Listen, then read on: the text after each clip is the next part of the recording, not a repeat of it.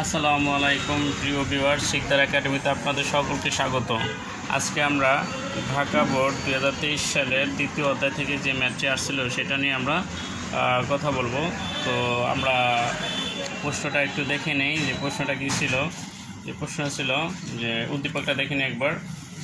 তো উদ্দীপকটা ছিল যে টনি এবং জনি এবারে 21 বইমেলা থেকে যথাক্রমে 346 টাকা এবং 1010110110 টাকার বই কিনলো। রনি এবং জনি দুজনের বইয়ের টাকার কেনা এটা। তো প্রথম ক নম্বর প্রশ্ন করছে, আজকি কোড কি, কোডের ডেটাকে আনকোডের ডেটায় রূপান্তর করা সম্ভব, ব্যাখ্যা করো। উদ্দীপকের রনি এবং জনির মোট কত টাকার বই কিনেছিল তা ডেসিমেল পদ্ধতিতে নির্ণয় করো। উদ্দীপকের দুইজনের মধ্যে কে বেশি মূল্যের বই কিনেছিল তা 2-এর পরিপূরক পদ্ধতিতে নির্ণয় করো।